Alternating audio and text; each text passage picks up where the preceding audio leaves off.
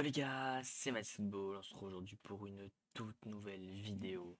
Vidéo dans laquelle on va faire l'avant-match du match Olympique de Marseille Havre. Donc on a eu le droit à Marseille-Brighton jeudi. Voilà, on aura le droit directement à un enchaînement dimanche contre le Havre. Voilà, petite vidéo d'avant-match qui va pas être très longue, mais bon, comme d'habitude, les mecs, je compte sur vous, voilà, pour liker cette vidéo, pour le référencement, ça me fait extrêmement plaisir, je compte sur vous, ça prend 2 secondes, et à vous abonner en activant la cloche des notifications pour ne louper aucune vidéo qui sortira prochainement sur la chaîne YouTube. Donc sans plus tarder, on va directement y aller. Donc l'Olympique de Marseille recevra le Havre AC ce dimanche à 13 h, un match déterminant pour les Phocéens après 2 défaites de suite en championnat.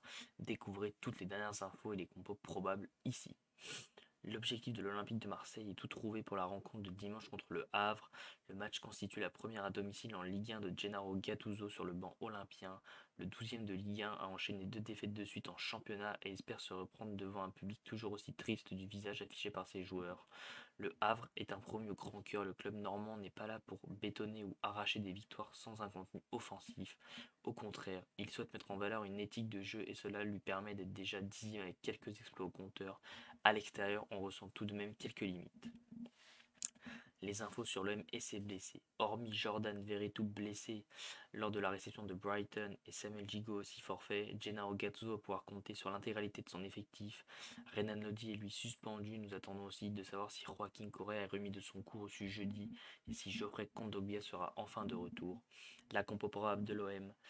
Paul Lopez dans les buts, Jonathan Klaus, Leonardo Balerdi, Chancel Mbemba, Murillo, Geoffrey Kondogbia, Valentin Rongier, Asdin Ounahi, Iliman Ndiaye, Vitor Vitinha et Ismaïla Sarr. Le Havre devrait faire sans Oussama Targaline blessé, l'ancien Marseillais. Et donc la compo probable du Havre: Desmas, Salmier, Kinkwe, Lloris, Operi, Casimir, Gouzaïev, Touré, Ndiaye, Soumaré, Alioui. Donc le pronostic de la rédaction: l'OM va sortir de cette mauvaise passe et disposer du Havre. Remonté à bloc, les Phocéens infligeront une sérieuse correction normand en vélodrome. OM 4, Havre 1. Voilà les mecs, c'est tout déjà pour ça. On va tout de suite maintenant voilà, passer sur mon équipe à moi. Donc je resterai sur déjà Paul Lopez dans les buts, qui nous a fait beaucoup bien face à Brighton et qui nous a enfin sorti un match à un très bon niveau. Donc ça fait plaisir, un petit retour de Paul Lopez sur le devant de la scène. Enfin, du côté gauche, du coup, vu que Renan Lodi est toujours blessé et d'ailleurs ne va pas participer au déplacement avec la Seleção, ça devrait encore être Murillo qui va assurer l'intérim. J'en attendais rien, voilà, il fait quand même de bonnes prestations sur les matchs qu'il a eu à jouer. Donc pour moi, autant continuer encore avec Murillo côté gauche. Une charnière Gigot-Balerdi. Gigot, s'il revient de blessure, pour moi, il devrait être titulaire quand même. C'est un peu cette âme de capitaine dans cette équipe. Et j'ai envie de laisser Balerdi, voilà, après le très très bon match qu'il a fait face à Brighton. Du côté droit, les mecs, je mettrais Jonathan Klaus, voilà, qui nous a sorti un match pépite face à Brighton.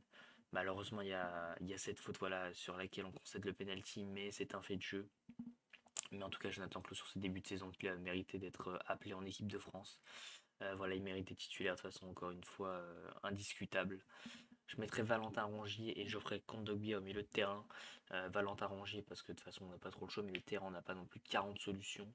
Et Geoffrey Kondogbia voilà parce que il est de retour, ce serait pas mal aussi de le voir faire des matchs et les enchaîner. Parce que c'est chiant de le voir tout le temps blessé, puis de toute façon Jordan Verretou ne sera pas là. Et Azinoï c'est un profil trop offensif. Et pour l'attaque, dont j'aurais Iliman Ndiaye côté gauche à la place de Joaquin Correa.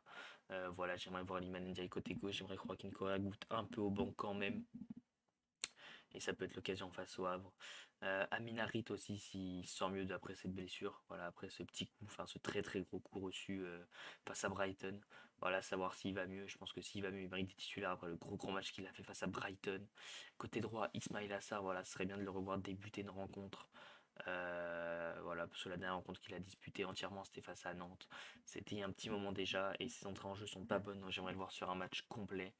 Et au niveau du BU, les mecs, je partirais sur Vitinha. Voilà, parce qu'Aubameyang est toujours titulaire. Aubameyang fait des prestations mauvaises. Donc j'aimerais bien voir la Vitinha être titulaire pour voir ce qu'il peut apporter en plus de Vitinha. Donc en tout cas les mecs, voilà, c'est tout pour moi.